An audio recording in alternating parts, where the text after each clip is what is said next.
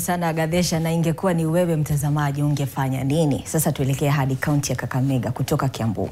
Wagombea wa kiti cha uchaguzi mdogo cha ubunge cha Malava wamerejea kwenye kampeni zao kwa kishindo, wakitumia mbinu tofauti za kusaka kura kwa wananchi kwa kuwafikia wapiga kura kwa kila aina ndani ya vijiji wanavyotoka, wakilenga wasiokuwa na uwezo wa kufika kwenye mikutano na haswa ajuza na watu wanaoishi na changamoto za ulemavu mbalimbali, wakijionea taswira kamili ya matatizo inayowakumba vijijini. William Makosi anatuarifu zaidi.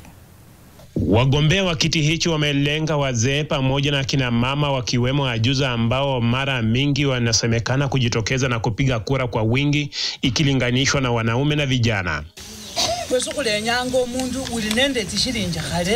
Mgombea wa kiti hicho kupitia chama cha Kenya Moja, Wilberforce Tuvei, alikuwa katika kijiji cha Matsaha na kufanya mazungumzo na ajuza hawa, wazee pamoja na watu wanaoishi na aina mbalimbali ya changamoto ya ulemavu, akiwarai kumpigia kura. Tulikuwa tunataka tufikie kila mtu, na sisi tunasema tunafikia wajane, tunafikia watu ambao wasiojiweza kimaumbile, tunafikia kina mama, nafikia wazee, tunafikia vijana, na tunajua tukitembea na hao watu wote kwa njia yote, hata ile siku ya kupiga kura, tutahakikisha kwa mbinu zote kuwa wamefika kwenye vituo ili haki yao ya kuchagua kiongozi wao wameitimiza.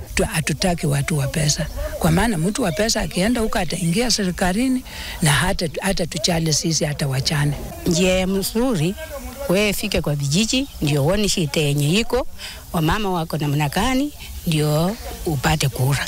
Mpiga kura upenda mtu ambaye amemfikia, mtu ambaye amemuona hata ameingia kwa nyumba yake, kuliko mwenye anaongea kule kwa radio wapi. Mgombea wa kiti hicho kupitia chama cha UDA David Ndakwa naye alipiga kambi katika kijiji cha Shipala na kufanya mazungumzo na makundi ya wazee, akina mama, vijana, na kuwarai kumpigia kura hili kusalia kwenye serikali walipoachwa na mwenda zake Maluli Njendi. Tunawaomba kwa heshima, nyinyi mmekuwa kwa serikali tangu Soita Chitanda, tangu Malulu mwenyewe amekuja, Angati hata alikuwa minister, mmekuwa ni watu mnakaa kwa serikali. Mkitupa mtu ambaye hawezi tembea na sisi, hawezi pata nafasi ya kufikia William Ruto. Haya yanajiri huku kundi la vijana wa kizazi kipya cha Gen Z kutoka chuo kikuu cha sayansi na teknolojia cha Masinde Mlilo mjini Kakamega likijitokeza na kuwarai wanafunzi walio na vitambulisho ndani mwa chuo hicho kujitokeza na kujiandikisha kama wapiga kura ili kutoa sauti yao kupitia kwa kura za mwaka 2027.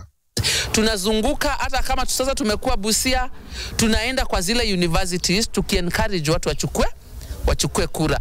I want to urge the IBC officers that the distance between where the youths are and where the voter registration process is taking place ni kubwa sana. We are urging them to at least bring this service to the universities. Tunajaribu kuomba serikali wakimbize process za kuprocess ID, wanafunzi wapate youth wapate IDs mapema. Youth wakipata IDs mapema itakuwa rahisi kwetu 2027 kupata more voters.